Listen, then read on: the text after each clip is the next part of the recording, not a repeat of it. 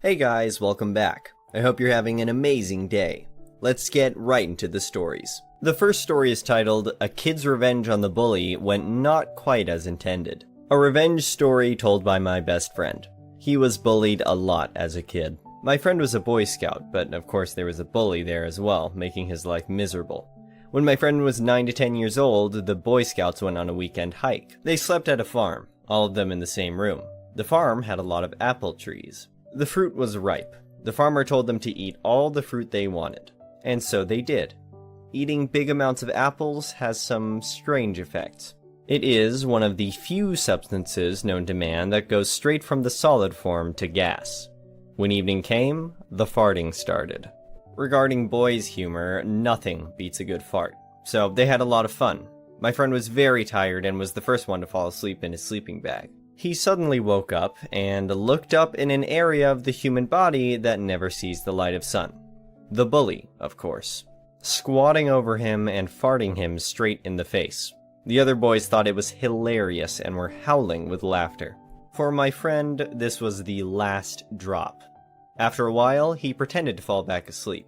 When everyone was fast asleep, he stood up and went over to the bully. He had his naked ass hovering an inch or two over the bully's nose, and then he fired the big cannon. He told me that if it had been a farting competition, he would have secured the gold medal for sure.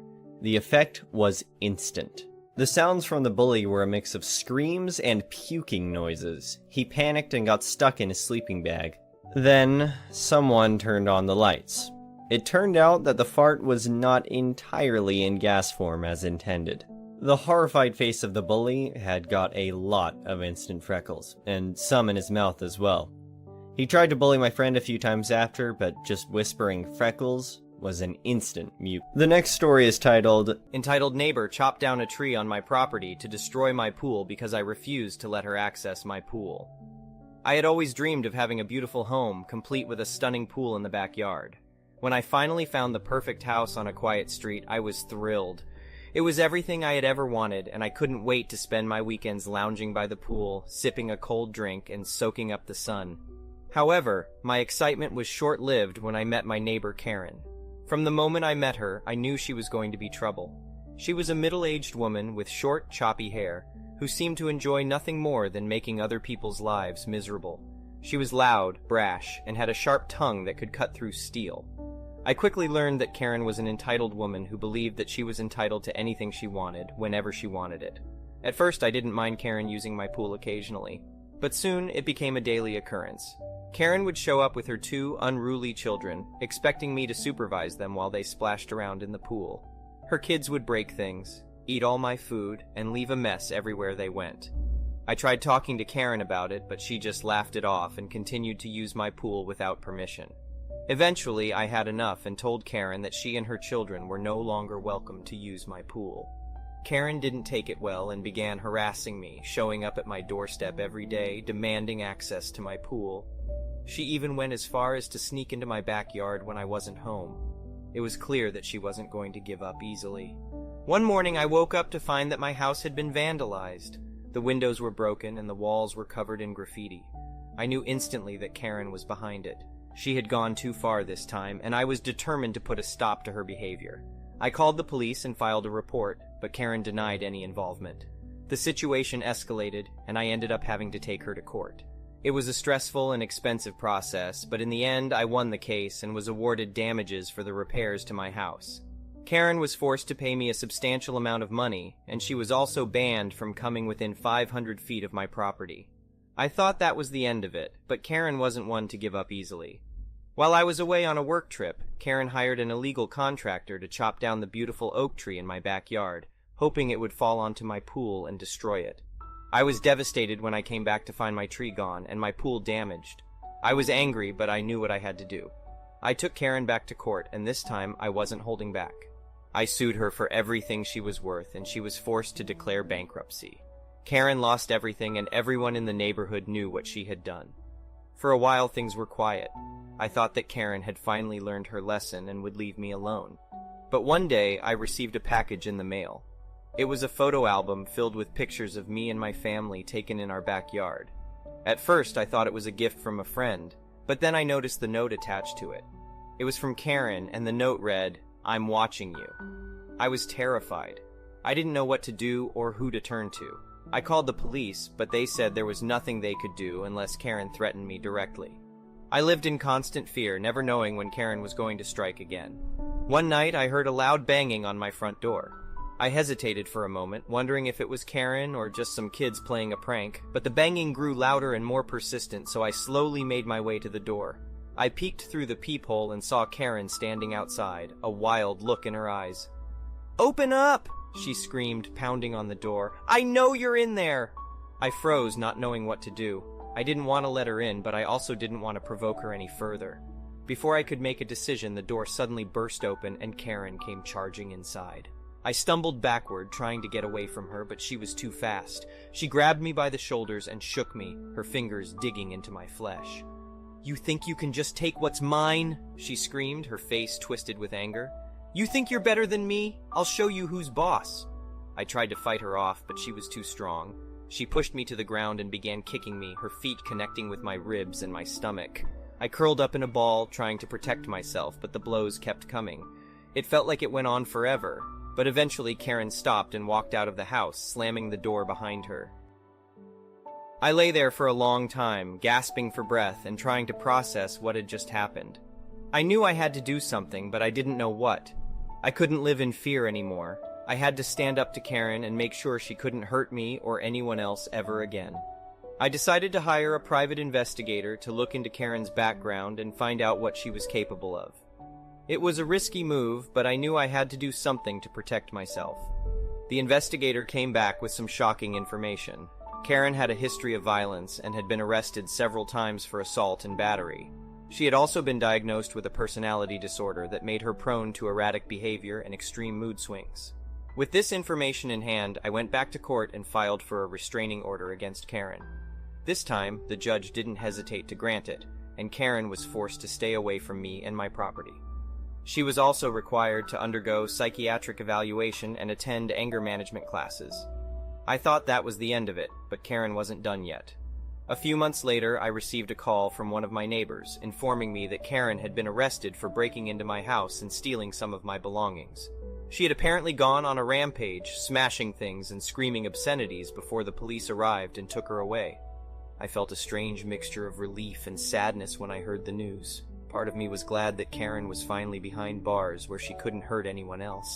But another part of me felt sorry for her, knowing that she was clearly suffering from some serious mental health issues that had gone untreated for far too long.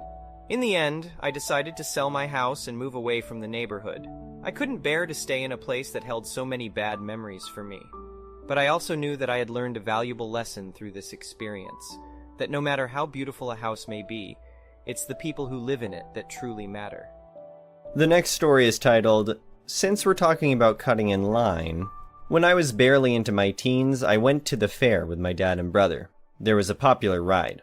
We were in line and almost at the entrance. Some lady and her husband pushed their 2 sons in line in front of us. The poor kids were like, okay, and looked somewhat ashamed. So then, when they turn away, my dad tells us to walk in front of them. We did. Then we could hear the lady yell at her kids in Takahe, "Pay attention. They're stealing your spot in line." My dad said, "What's wrong with her? I can't believe she wants to raise her kids like that." And we kept going. The kids knew that what they did was wrong. The dad was just lost in oblivion, and the mom was mad. The next story is titled, I Destroyed My Family Friend's Business and Credibility. The background.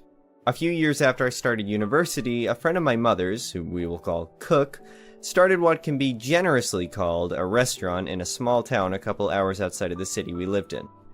It was really a glorified hot dog stand and a golf course. My mother had invested money into the business, so she had a small personal stake in ensuring its success.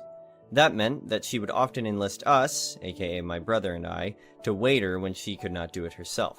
And my brother hated this guy, though I don't blame him. Cook had no idea how to run a business, and he was completely uninterested in learning. He was also completely computer illiterate, and had me set up the Google account for his business. And in order to get us to work in his business, he would pick one of us up from our home, drive us 2 hours or so out of town, and we were basically stuck there until we were driven back due to the fact that neither of us had a driver's license. And since my brother had problems with this guy, legit concerns that were brushed off as him having a bad attitude, I was the one who more often than not had to spend 2 to 10 days at a time there, stuck in a barely livable house until I was laid back home. My mother was no better. C. Manage a business at all. D. Utilize my brother and I in the most effective way, considering my brother had already graduated from university and I was working towards a double major in business. Furthermore, they were completely unprofessional. They would host shouting matches in Chinese for customers to hear, and the kitchen was filthy despite Cook's insistence that the kitchen was the cleanest place in a restaurant. Yeah, right. An ice rink was less slippery than the ground in there, and he would routinely touch cooked food after handling raw meat. And I distinctly remember sweeping up what I thought was a green bell pepper only to realize it was a moldy onion ring. Even the stove area was dripping grease. Literally, a big-ass drop landed on my arm one time. They could not train staff at all. They had hired 5 people in the first year, and none of them came back the next. Cook, in particular, was especially two-faced in how he handled customers. He would smile at them and greet them, remembering details from previous conversations, and then turn to me and say in Chinese about how they're all stupid, stingy retirees with too much money and free time on their hands. All this left a great feeling of resentment for both me and my brother. Not only was it effectively trapping us to work for this completely incompetent individual, we would get basically nothing out of it. This was particularly frustrating for me because, as a business student at the time, I could see all the ways the place could improve. I even offered to write up some policies, do some inventory management, and take a look at the administrative side just to help out and get some experience for myself. They kept insisting that they didn't need it. Sure, we were paid bare minimum and the guy did know how to cook, but we have to bear with the brunt of their frustration while hiding the fact that we were sick of helping out. Until we couldn't anymore. The incident. Last year, I graduated from university. It wasn't as happy of a time as it should have been because my grandpa passed away the week before. I couldn't even celebrate the night before I walked the stage because A, I had to give part of the eulogy the previous day, and B, I had to mediate an incident between my brother, my mother, and Cook because my mother couldn't. No pre-graduation shots for me because I was stuck on the phone for 3 hours listening to how insensitive Cook was over the fact that my grandpa just passed away. But I figured that once I walked the stage and I had my diploma, I could spend that next week job hunting.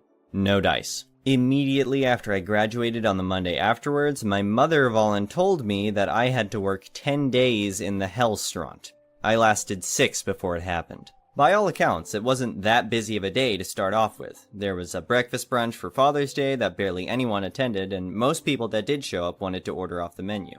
But both Cook and my mother were incredibly stressed out, and both of them were taking it out on me.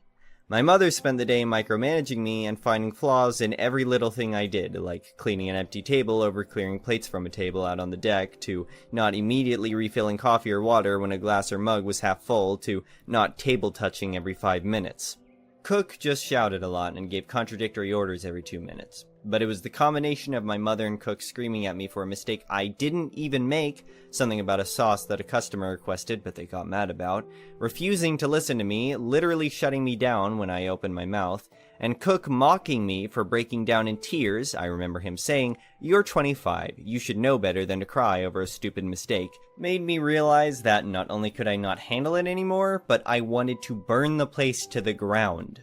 I booked a flight out of the province that day and left a week later. I didn't even tell my mother when or why I left. The revenge. Remember how I said that not only were they completely unprofessional, but also completely computer illiterate? See, despite the fact that I was no longer in the province, I still had all the login information for the business. Furthermore, because I knew all the laws that he blatantly refused to learn, I knew all the violations that he had committed in the business. For the first part of my revenge, I signed out his computer from the Google account. I don't think it was really necessary since he never used that computer in the first place for anything other than porn, but I want to make sure that he and my mother wouldn't be able to stop me. Before I left the province, I claimed the business in review sites using the email and the business phone number. Then, I blasted every single review, positive or negative, with all the crap he used to say about customers. Any negative review was immediately mocked. Any positive review was left with a note of "thank you, you cheap bee."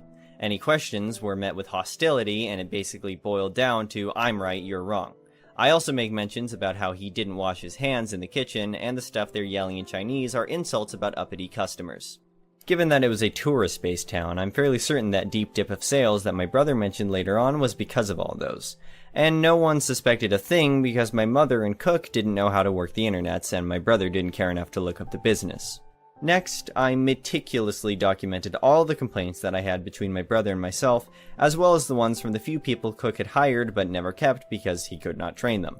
I reported the 2 times that I slipped in his kitchen, incidents where he refused to wash his hands in between handling salad and raw meat because it took too long, and I handed those off to the Health Services Department. I also anonymously informed the Tax Revenue Agency that he was severely underreporting income, as employees were instructed only to write down the credit-debit receipts to report in sales. The third part of my revenge wasn't really my part, to be honest. Rather, it was because of his own incompetence. As I said before, he was completely computer illiterate. I didn't even have to lock out the person he hired to do accounting because he didn't bother reporting his expenses except hand them a garbage bag full of receipts. To be honest, I felt kinda sorry for them, but because their hands were tied, they couldn't dispute any of the claims that I made. What I did do, however, was text them all the things that my mother and cook said about them so that they wouldn't bother trying to defend his ass. They quit a month before the crap hit the fan, meaning that Cook was left holding the bag. So naturally, given that the business wasn't making near as much money to make rent, let alone pay off all the fines that he was slapped down with, the government repossessed everything. From everything in the dinky little house that he was renting for business purposes to every single fork and knife he bought. Because of all the health code violations, he couldn't find a job as a cook again, which was his only job for about 30 years. And because the Tax Revenue Agency knew how bad he was with managing businesses, they naturally denied him when he requested a permit to open up a growing operation. As far as I know, he's no longer in contact with my family, but his brother-in-law, who is my mom's hairstylist, mentioned that he had to move somewhere else to get away from all the bad reputation. My mother mostly got off scot-free because all of the business permits and licenses were under his name, but she lost quite a lot of money, and last I heard, my family had to move into a smaller house. And no one knew that I was the one who was doing it.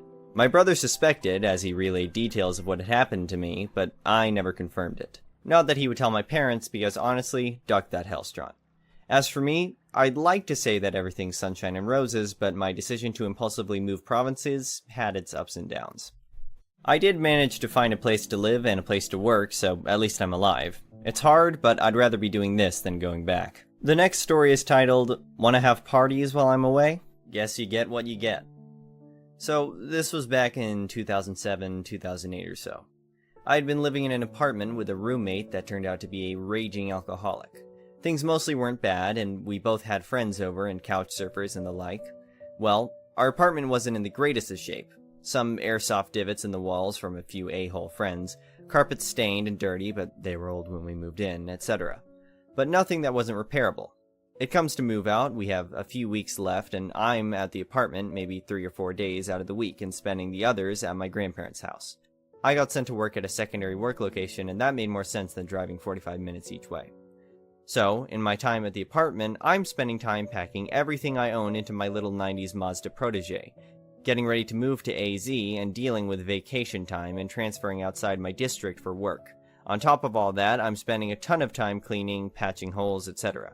I leave for a few days and come back to an empty apartment. There are bags full of empty bottles and cans in the kitchen, nearly waist deep, and a beautiful hole punched in the wall near the bathroom stuffed with bendy straws. So, I take care of all that, get the stuff to patch the hole, and then leave for a few more days of work knowing that I would have to be back for the walkthrough inspection. The day after my last work day, I had messaged my roommate and told him he needed to get color match paint and paint over the repairs that I did to the hole, and he didn't do it. So, I show up at the apartment with a couple hours to go until the walkthrough in order to polish up on any little things, only to find he never painted the one thing I asked him to do, and it's not done. So, I run to Ace, get the paint over, and open all the windows so the smell can dissipate. Then, the walkthrough happens, and they say that they can smell the fresh paint but can't tell where it is, so I must have done one heck of a repair job. Damn right. Cue petty revenge.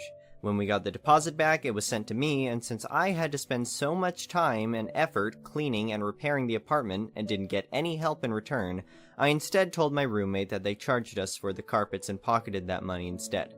Wasn't a lot of money, probably about half what I would have been paid as a handyman doing the same repair work. Thank you for watching. I would really appreciate it if you could like the video and subscribe to our channel if you haven't already. We'll see you again tomorrow.